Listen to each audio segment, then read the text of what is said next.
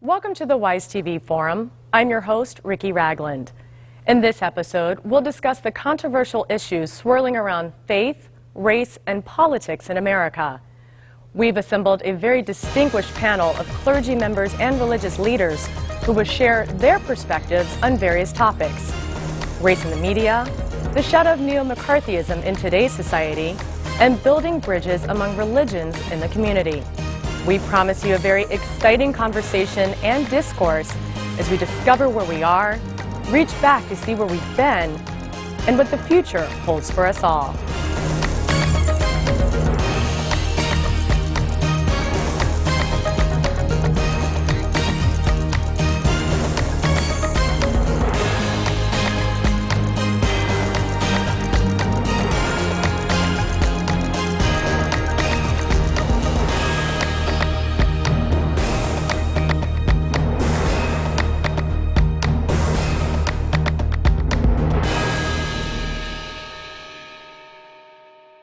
Our first guests are Pastor B. Herbert Martin of a progressive community center, the People's Church, Ali Khan of American Muslim Council, and Reverend Stephen Thurston of the New Covenant Baptist Church. Gentlemen, thank you very much for joining us on the forum today. As we look at the coupling of religion and politics, how important is it to have a religious or a faith-based initiative during the political process, especially during this election year? Well, I think it's very important to have a faith-based initiative. Given the current climate of what is actually going on in our country, it is very important that we have this conversation in a very open manner and listen to all sides, because at the end of the day, if we're going to move forward, we have to get to know each other very well. Mm-hmm. Yeah, I think it's part of understanding one another. When you understand what makes a person, you understand why that person does what they do. And once you have that understanding, you're better able to coexist together. If it is one element in our society around which there is a great deal of hostility, it is religion. And to create opportunities for dialogue, conversation, with the diverse groups that make up our cities and our nation is one of the best directions that we can go. And I'm hopeful that one of the first activities of the new president, prayerfully it's Barack, that certainly he would call for that kind of open forum for all faith traditions to come together. It seems like religion's been talked about more so in this election than ever before. Would you agree with that? Definitely. Yeah, I think it is, because I saw a poll where it says that 15% of the American people think Barack Hussein Obama is Muslim. And despite the fact that he keeps telling people that he's not, there seems to be a label that's attached to it. My question is, well, what is so wrong if he was Muslim, you know? Right. I mean, I come from that angle. It seems like, you know, Islam is being demonized, and the reason it's being demonized is because a lot of people do not have any idea what Islam is. If you were to go out and take a little sample and a little poll to say, what is Islam, I could assure you a lot of people wouldn't have any specifics about the faith itself. Now, given the current situation with respect to politics and religion, recently an Obama person who was working for his campaign, you know, he was a national coordinator. He was dismissed after 1 week on the job just because of the fact that he happens to be Muslim. Now, you know, Senator Obama, you know, is a great human being, but these people that are coming to attack, they're coming from attack from the shadows. You know, these are right-wing bloggers. They don't come in front. I mean, this is such un-American, very unconstitutional. I mean, even in a court of law, you have a right to face your accuser. These people write these blogs and make these innuendos, and they, boom, are gone. That's exactly what upsets me, because this is such an un-American way. And this gentleman, you know, happens to be a Muslim background. He just said, you know what, I don't want to be the focus of the attention, you know, and he resigned himself. I think it's important that we as all human beings to come out and say, you know what, who are these people? Why are they making these accusations? Because this is not the America that we live in. This is not the America we grew up. We need to understand and confront these people, these right-wing bloggers and these McCarthyism or whatever these people are, and talk about these innuendos in these open dialogues that we have.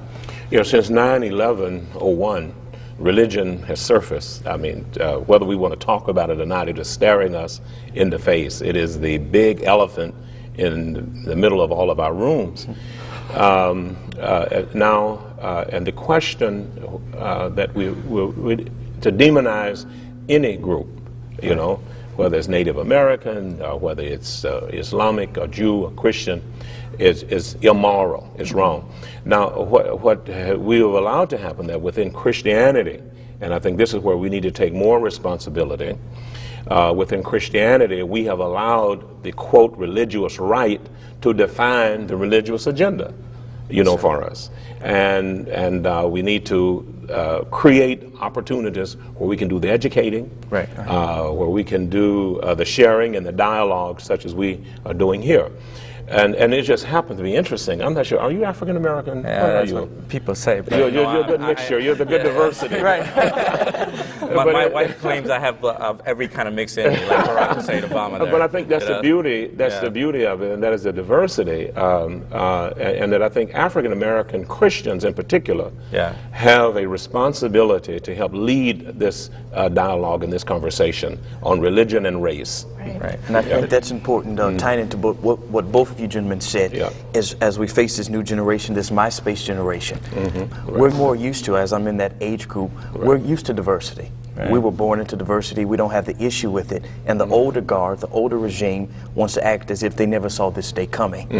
And so now we demonize Muslims or those of the Islamic faith because they were so used to having a Christian nation in America. Right. If you follow where I'm going. I do, and Ali, you actually brought up a really good point talking about Barack Obama specifically.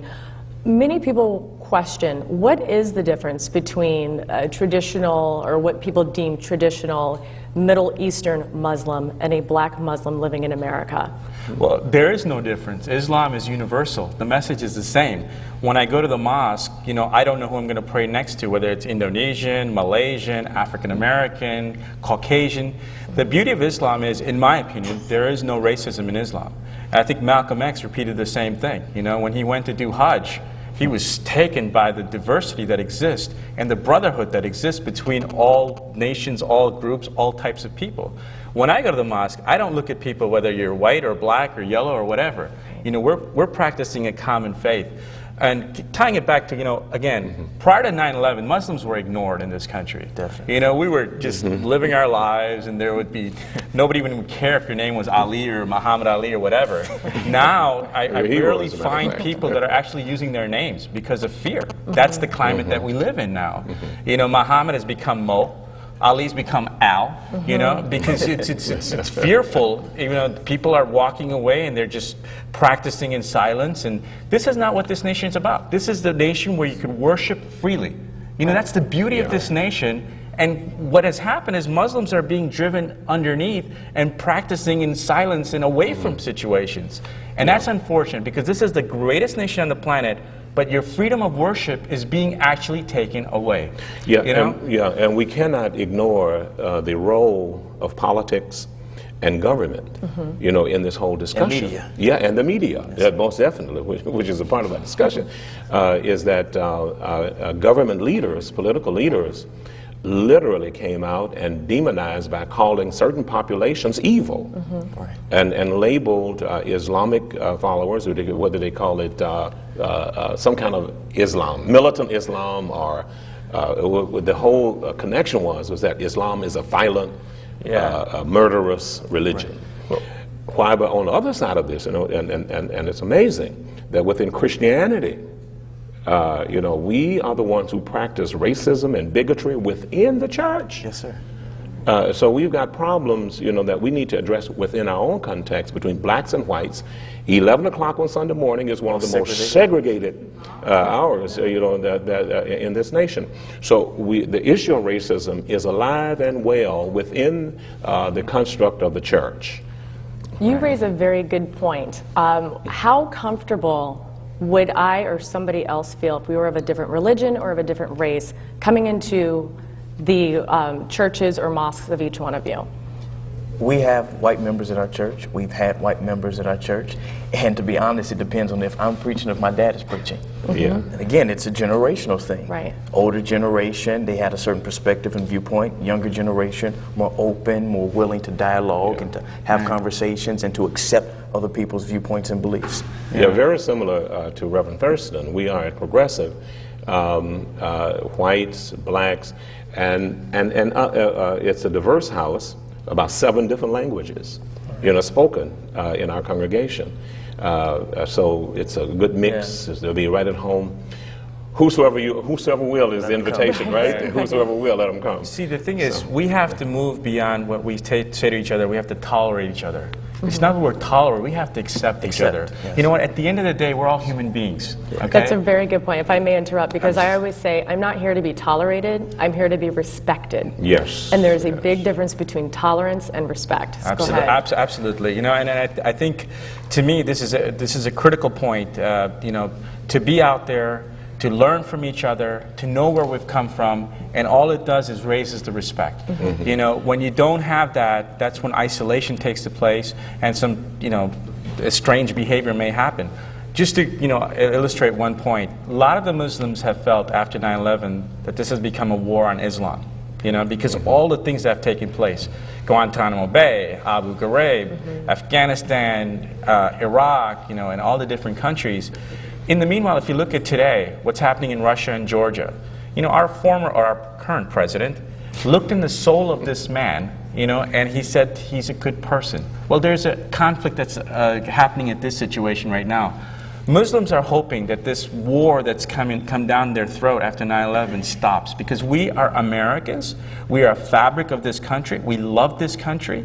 We're not going anywhere. We're going to be here for generations and generations. So it's a matter to say, let's respect each other. And how is that respect going to happen? Yes. By the dialogue that takes place between Abrahamic faiths and non-Abrahamic faiths. It's very, very critical that we do this. And in that dialogue, we get to see the common thread that we have and the similarities that we share. Absolutely. But we're so ignorant to the fact that we have so much in common because we don't read, we don't study, we won't go to school.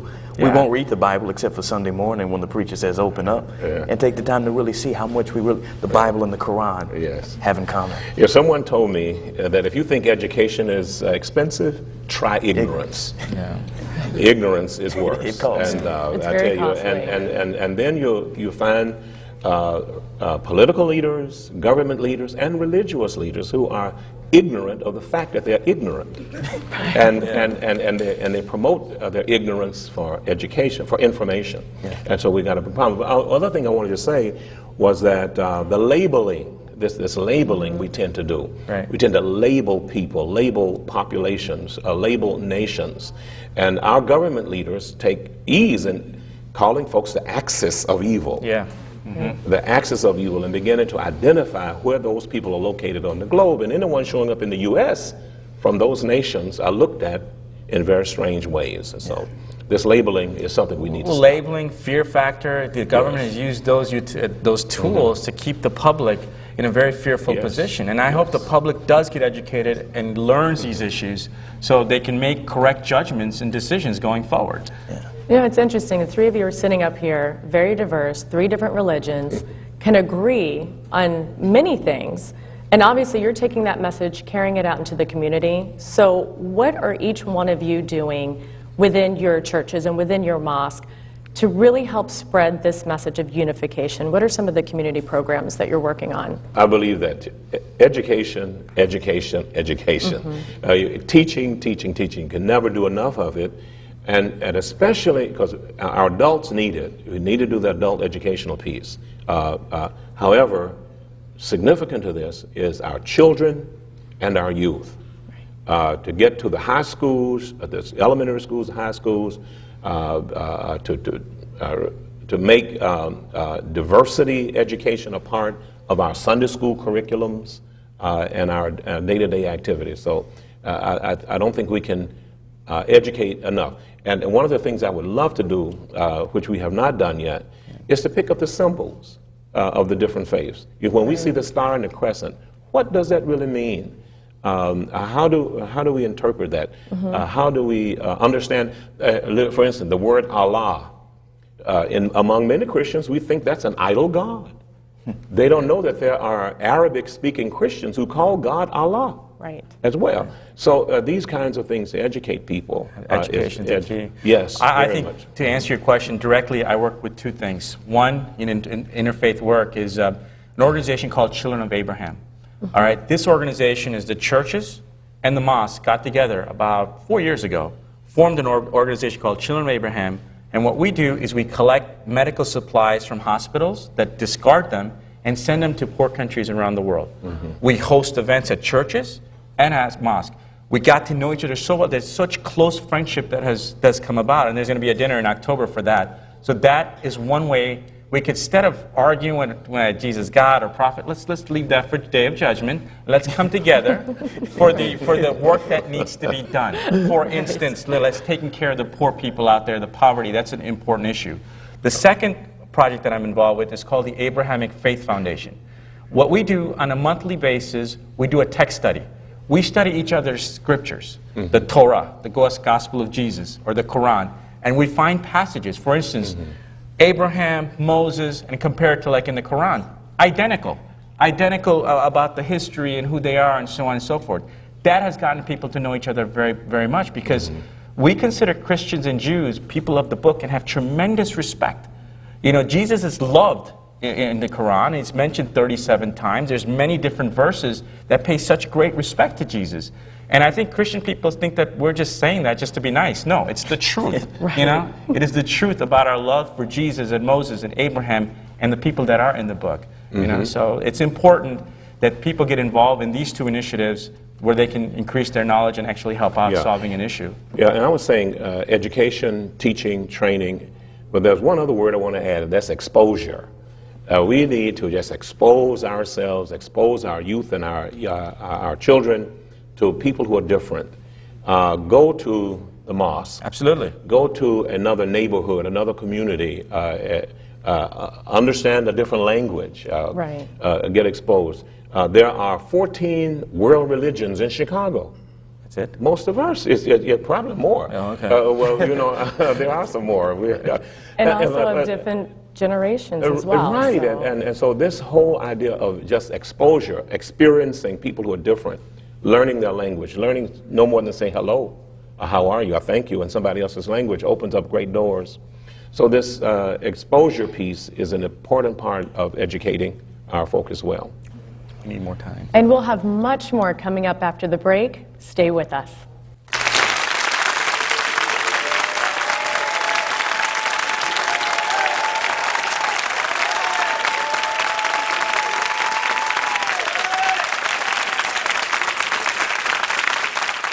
You can't be in the American society and not be racist. It's like trying to swim in the water without getting wet. Our society is racist, and therefore we have to be intentionally anti-racist. As I was talking to you earlier, Beverly Daniel Tatum in the book, Why Are All the Black Kids Sitting Together in the Cafeteria, uses the best image, and I've used it on numerous occasions, and it's a moving walkway in the airport.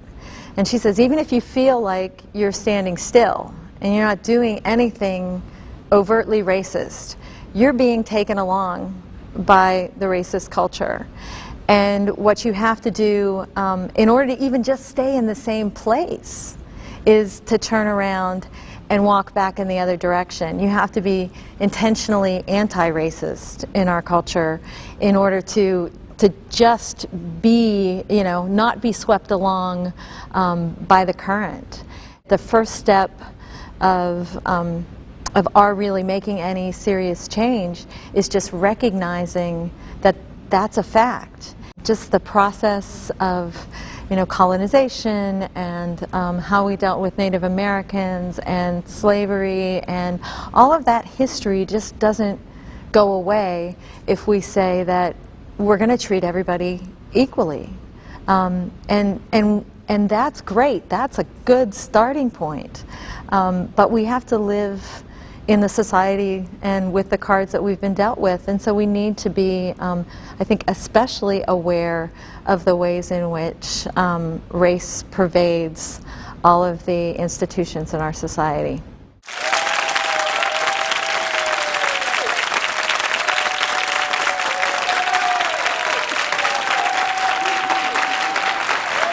We are joined by Jane Ramsey of the Jewish Council on Urban Affairs, Dr. Amina Beverly McLeod of DePaul University Islamic World Studies, as well as Reverend Stephen Thurston from New Covenant Baptist Church to continue our discussion on race, media, and neo-McCarthyism. Thank you very much for joining us today. Thank you. First of all, what do you all see as the role of clergy and religious leaders in today's political climate? I think one role could be that they clarify and explain various traditions so that the citizenry has a better idea of who's who on the landscape. I think that the church, especially the black church, has always been a platform where people could get information. For our community, it's been the place where we've been informed from the civil rights era, even to this present point. So again, as the doctor said, it's a place where we can disseminate information and inform our people. I think we come out of our traditions and out of our different traditions, our prophetic tradition. For us, tikkun olam, repair of the world, tzedek, righteousness, and it's really helping to set a vision of how the world can be and how together with our many faith traditions we can reach that goal. So I think setting visions and planting the seeds. Now, in this particular election season, we have heard about religion more than ever when it comes to politics. Do you think when we talk about religion and politics as it plays into the media, do you feel that these messages are being manipulated or that they're being twisted, or do you feel that the message is out there but people are just simply misunderstanding the message? I'm not sure from the media what the message is. I mean, when we look at Barack Obama's campaign, here's a man who goes to church regularly, it seems. His children have been baptized, but because his father was Muslim, it cast a whole kind of aura over him, and now he's no longer a member of the Christian church. And many of us watching the media kind of wondered why Christians didn't stand up and say, yes, he is. And then, on the other hand, why it was so bad for him to have had a father who was Muslim. So it was two sides of the issue. So why didn't y'all stand up? I think the media really played with this whole religion thing. When you look at Barack and the issue with Pastor Wright and how they took that snippet, but I never noticed them talking about Hillary's pastor and how he had issue with child molestation and things of that nature. Right. So I think they've really just played with this, and it's not been about news, it's been about headlines, it's been about sensationalism and just getting viewership, you know, just for the moment. Pastor had a problem with, Yeah. I agree. I think the media, unfortunately, does look for the sensationalism, because I guess we all look for that sensationalism and respond to it. And instead of celebrating each one's faith, and in particular with Senator Obama and both his faith and then the twisting of it with which should also be embraced with his connection, or his father's connection to Muslim. Instead of our reacting, or the media reacting, the faith tradition should be celebrated.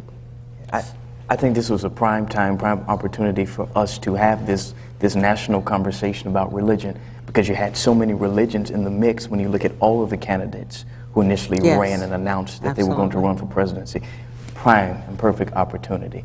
But we went for stimulation instead of impregnation. And impregnating people with information, but just went off the stimulation, the sensationalization of what we could grab for the 15-minute spotlight. Yeah, and I think encouraging and reacting, and groups reacting towards one another negatively, or the media, I think, does prompt and does kind of shine a light if there's any inkling of negative reactions of groups against group, and that's something that we as faith leaders can help guide our communities. I think we really needed to, because it added to a long list to associate or to have any affiliations with Islam was a really bad thing. Yeah. Right. And so we're asking someone to denounce a whole half of his family, and that, I think, is probably unheard of. Now, as you talk about sensationalism in the media, It's been said that things are recycled through generations. Let's talk about McCarthyism, or what is now deemed neo-McCarthyism. Do you think that religious leaders, and you're sitting here as a reverend, so I will start with you, do you think that this neo-McCarthyism has prevented someone like you, or like a Reverend Wright, moving forward to speak what is on his mind or her mind, in the fear that it's going to be used against you, keeping in mind that we are a nation of freedom of speech? Right. For me personally, no, it has not censored me or silenced me. I'm not paid for. I believe one of the freest people in America is a black preacher. I don't have a board that governs me. I don't have anybody to write my check. I'm not on the mayor's payroll. I'm not on the governor's payroll.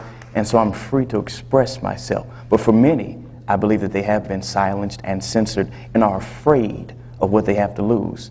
I could lose my church tomorrow. I'm still going to make money. I'm still going to pay my bills. I still have other streams of income. And so that has given me the freedom and the liberty to say what I want to say and speak truth to power, because I believe that that's the place of the church, to speak truth to power and to right wrongs and address injustices. Unfortunately, I think this is an era of neo-McCarthyism. With the beginning of the first Bush election, we had the passage of the USA Patriot Act. And the USA Patriot Act made it illegal to take out certain library books initially, or to look a certain way, and you could be picked up without due process. And so I think this is a dangerous time in that way, and that too needs to be changed. Well, coming from the Muslim side of things, many Muslims have certainly been silenced. As an academic, we used to have freedom of speech.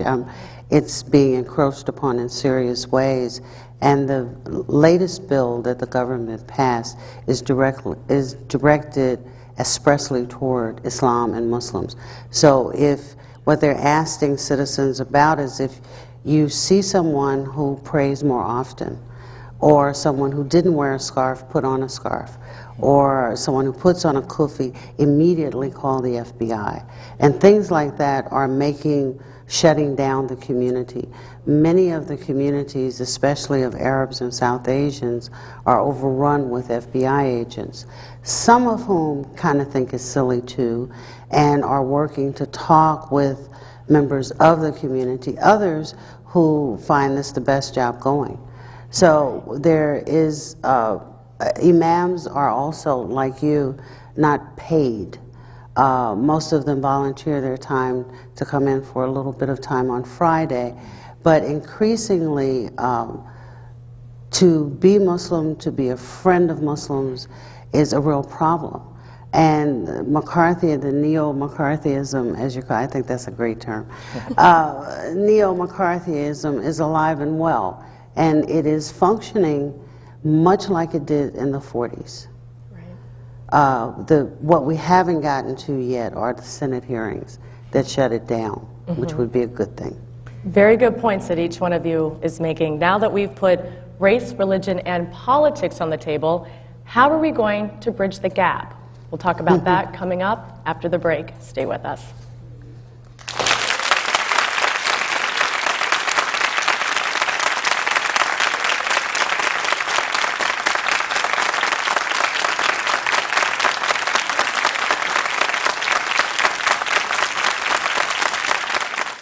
I think that this is one of the most troubling aspects of the current political scene, is this, constant being under the microscope. Is this person patriotic? Is he wearing a flag lapel pin? Is a person against the war? Any amount of dissension, any questioning of the status quo is really being taken as unpatriotic, and I think it's stifling our civil discourse, which certainly as a person of faith I'm deeply concerned about. As a person who believes deeply in our American democracy, I'm very concerned about. From a prophetic tradition, as a person of faith, my tradition says that we have to speak truth to power. So if there are issues that are of concern to the church, that are concerns in our society, poverty, how we deal with immigration, how we deal with folks who have been incarcerated.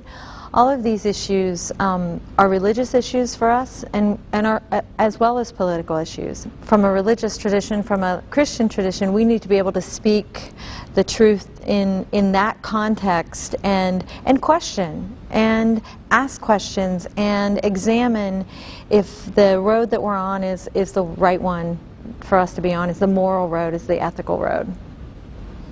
As someone who has relationships and has worked with both Pastor Wright and Father Pfleger, and know that the people of deep faith that they are, their commitment to the community, their commitment to all of the issues that I've worked on for years, and to see them portrayed in the media as very one-dimensional, as out of control people who are anti-American, who are, just angry and, have no other side, no other depth, no other aspect to their personality. As a person of faith, as a person who preaches in public and makes statements that, heaven forbid, that some of what I have preached should be taken out of context. And I think that was the most disconcerting thing for those of us who are preachers, whether or not we know Father Pfleger and Pastor Wright. But certainly for me, as someone who does, it was just deeply painful, because all of the good work that these men have done in this city and in their communities for, 60 years altogether, it was, reduced to a 15-second soundbite.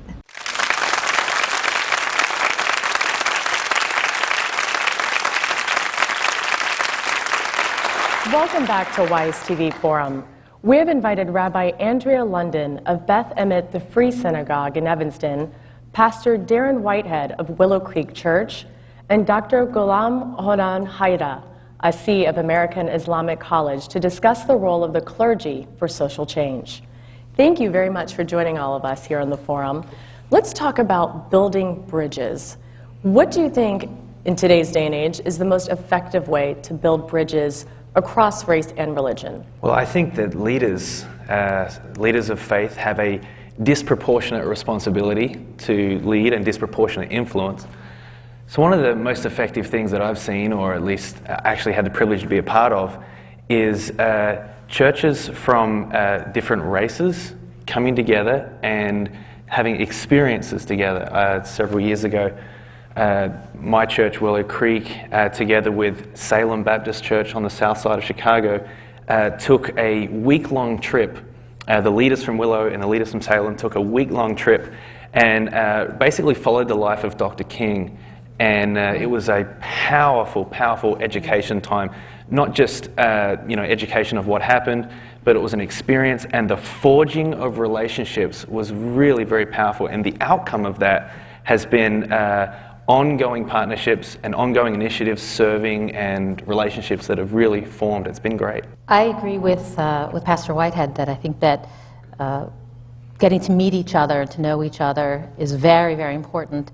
And even in a diverse city like Chicago, where we assume somehow the people know each other because we live close to each other and we see each other, I often find that unless we intentionally bring people together from different communities, we don't ever have really deep conversations, and we don't get to know each other, and we don't get to know each other's faith traditions. So we might see each other at work, we might pass each other in the street, but I think that really intentionally bringing people together, and I think that's a big role of clergy. And I know in my own congregation, I have been very intentional about inviting other communities to come in, and also for us to go out to other communities and experience people's worship and have conversation together.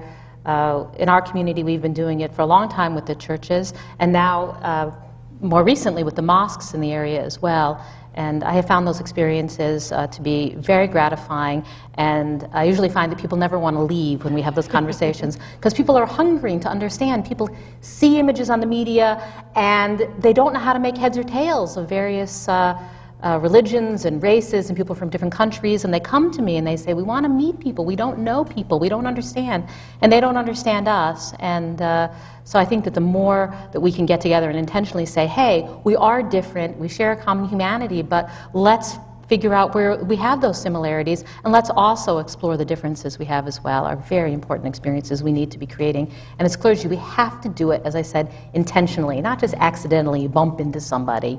You got to make it happen, and you got to create the conversation and the context.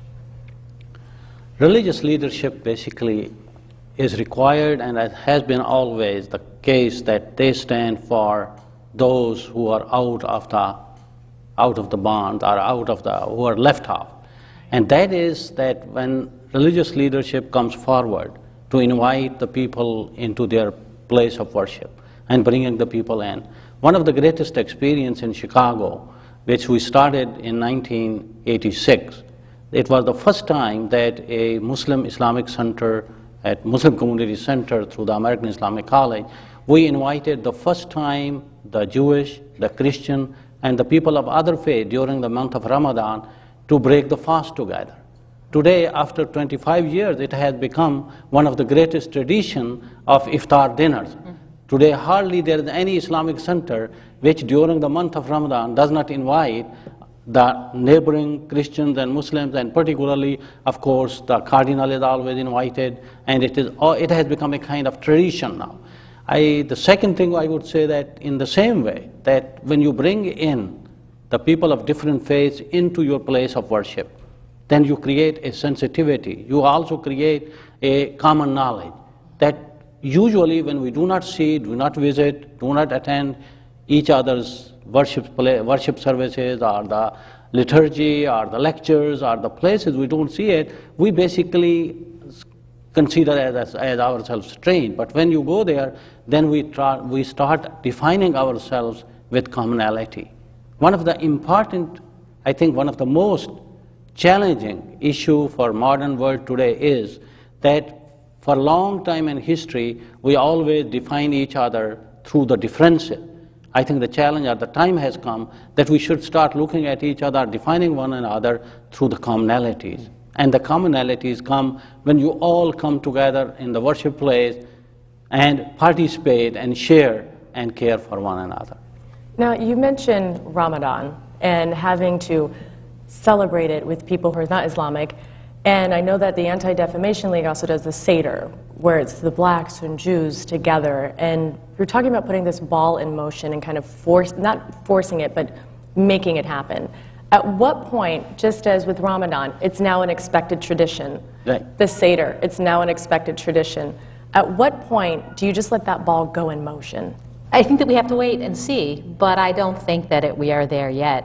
If we were there, then we would say, wow, great, 25 years of iftar dinners, and we all understand Islam. Mm-hmm. I don't think we can say that about our country, right? We can say that for a handful of people, and the number of people who have never been to an iftar dinner and don't know what Ramadan is about is legion in this country. So we have to do it until every single person has that experience, and I think that we have a lot of work cut out for ourselves. And it needs to be an intentional effort as well. I think it's the reality is we are going to naturally drift towards being around people who think like us and agree with us, and there's safety in that, and that's what we will naturally move towards. And so to proactively move against that, we have to do things like this and others where we come together and we talk about, which is what you shared about before, which I think is fabulous, leaning into what we have in common for good, and especially when it comes to social change, how much more power we can have if we come together to really affect our community.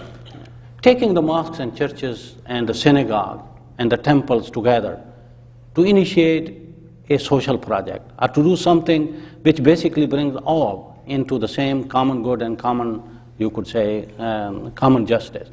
One of the important, I think, element is that the clergy and the religious leadership, of course, they have so much kind of work to do only for their own communities. Maybe that aspect is, sometimes forgotten. But at the same time, I think it is very important that if the leadership or if the real role of the clergy and religious leadership is taken in such a way that there is opening for them, there is reception for them. And I think one of the aspects in the myth of the separation of church and state or religion and politics has created that, I think, estrangement or you could say separation.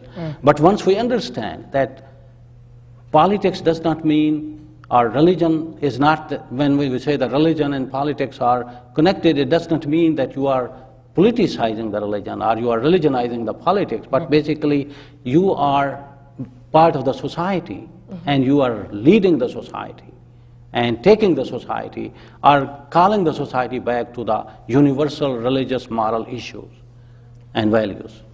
Do you feel that as you're building these bridges among just your three religions alone, that in itself is a challenge? But then when you also add the race factor, do you feel that there's that just additional push that you need to make?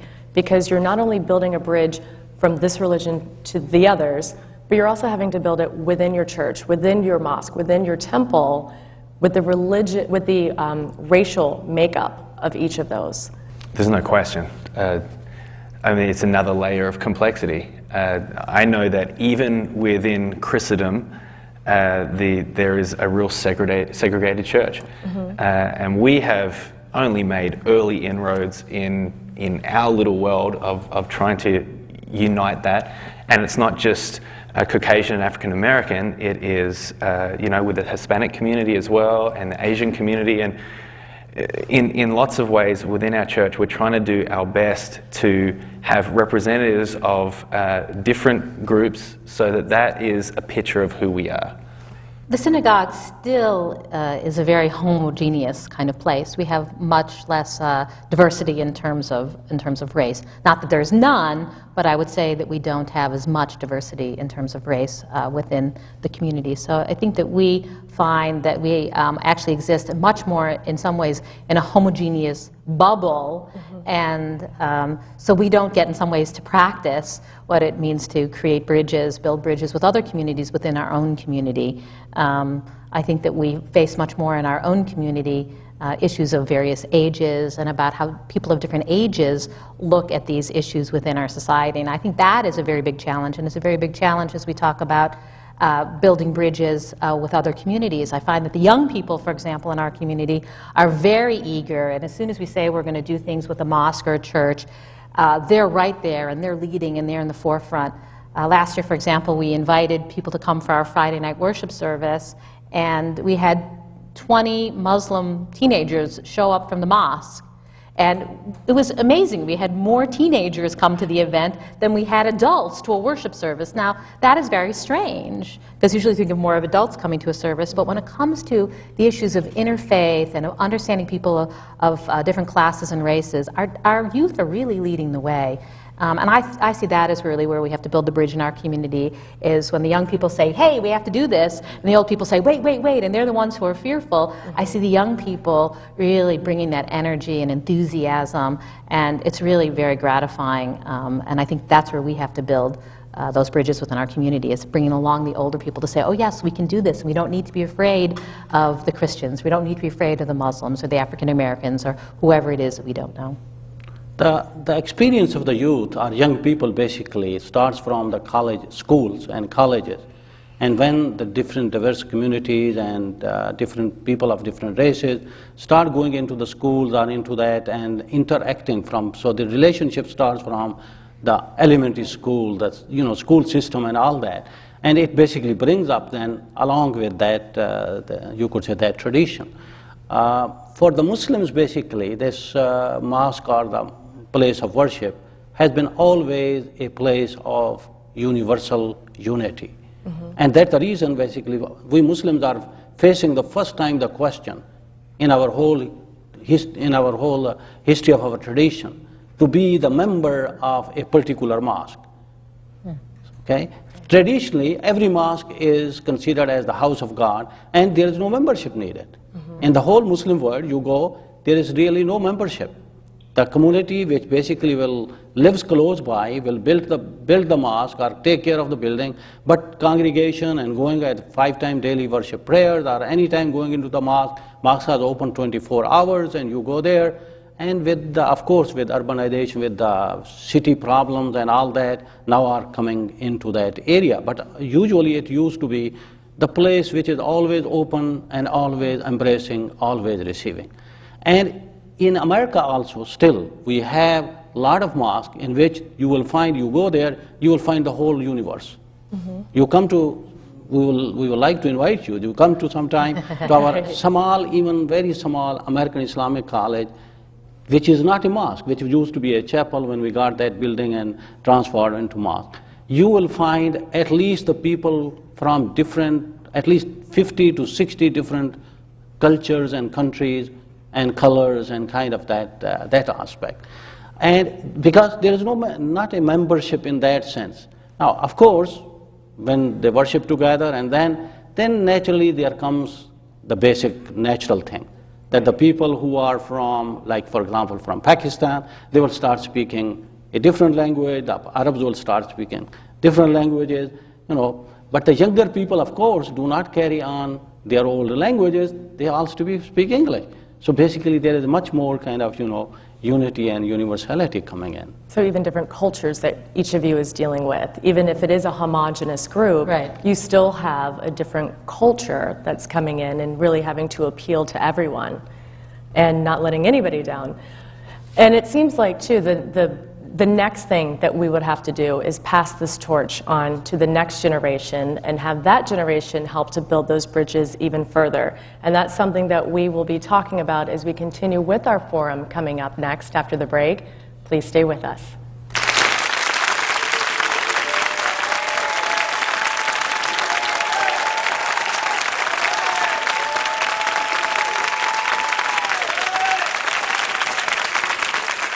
I think a good first start is really opening dialogue and really true, honest, safe dialogue between folks of different races, people of different religions, so that we can start to understand one another. And I think any experience of being able to journey together is a good first step. In conjunction with Willow Creek and Salem Baptist, I was involved in a justice journey where they take folks from Willow and folks from Salem, put them on a bus, and send them down south for a week to go through civil rights institutions. We went to Selma and Atlanta and Memphis and Birmingham, and to do that together and to have those experiences together and have some real honest conversations about civil rights. Change is uncomfortable, but it's absolutely, it's absolutely necessary and I think very positive, because what we're seeing, especially in the Christian church, is younger pastors, new styles of doing worship, new ways of being engaged in the world. And it's bringing folks into the church that traditional Christian worship and experience has been missing. And we can't afford, as a faith or as a society, for those folks not to be engaged.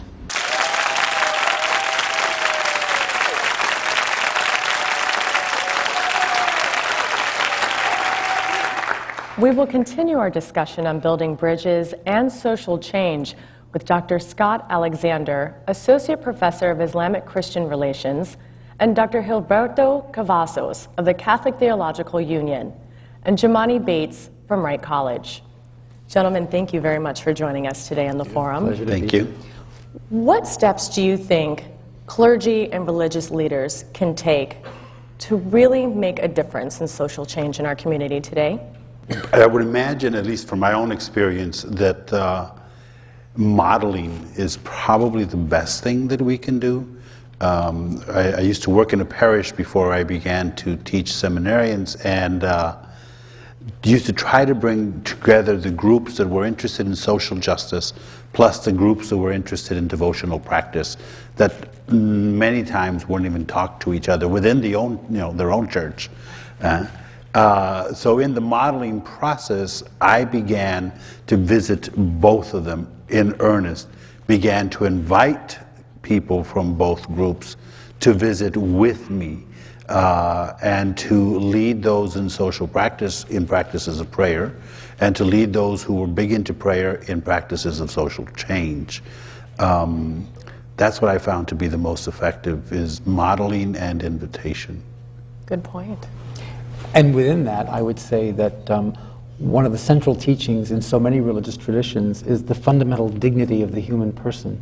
Mm-hmm. And I think the religious leader has to wed him or herself to that principle and demonstrate how wedded they are to that principle in everything they do, so that principle gets communicated effectively to their communities. I think educating their particular parish or congregation is really important. Sometimes we have the tendency to pass down a lot of mistruths based on not actual dialogue with a different faith system, but what we've learned or what we've been taught throughout the years, and that sort of trickles down and causes for greater separation more than anything. So most importantly, I think we need to really educate and make it a part of the actual curriculum of the faith or the church to go out and learn about other cultures, more cultural diversity, more sensitivity training, to make sure that those issues don't come out sometime in the future. When you talk about handing things down or passing the torch, it seems like high school and college students of today are more empowered than they've ever been in the past. So what role do you think today's high school and college students really need to take in order to help activate this social change? You know, a lot of times young people hear, "You're the future of the church." But the reality is they're the present of the church. And the reality is that young people can and must exercise leadership roles where they are. And I think one of the challenges that older generations of religious leaders face is empowering young people to recognize their leadership potential and talents, and giving them what they need by way of support to actualize that potential. And not be afraid.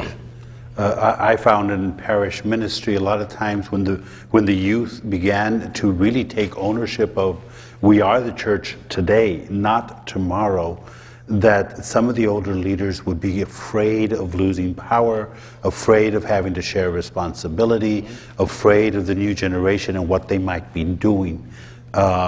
Having the older generation learn to let go of fear, the fear of the young, is essential.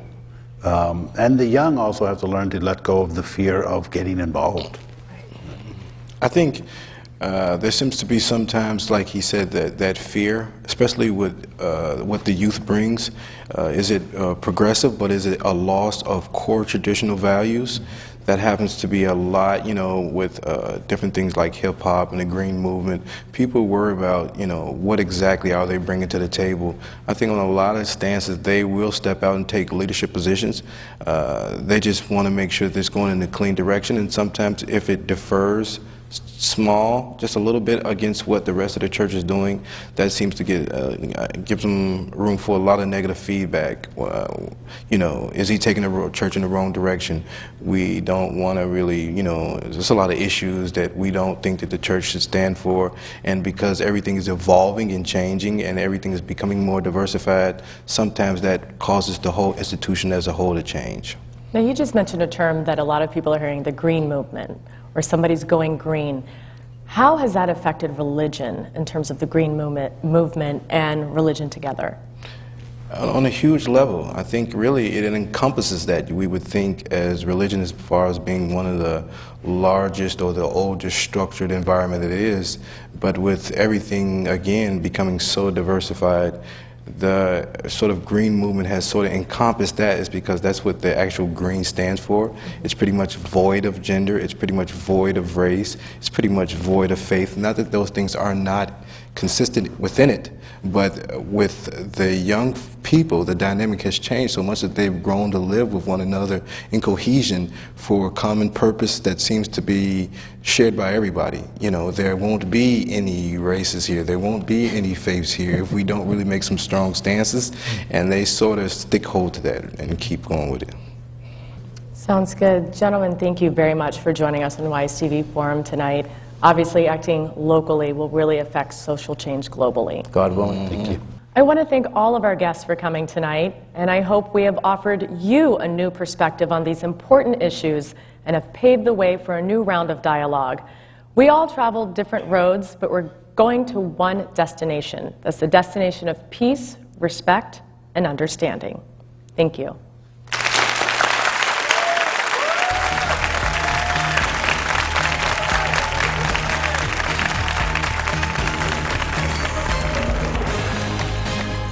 When we look at the relationship between what faith-based organizations are doing in relation to what the government is doing, by far faith-based organizations do a much better job at dealing or helping with the needs of social justice issues or low-income people. We seem to have the same interest in moving our constituents away from being afraid of each other, in moving our constituents towards actually embracing each other, loving each other as brothers and sisters in the human race, all children of the one God.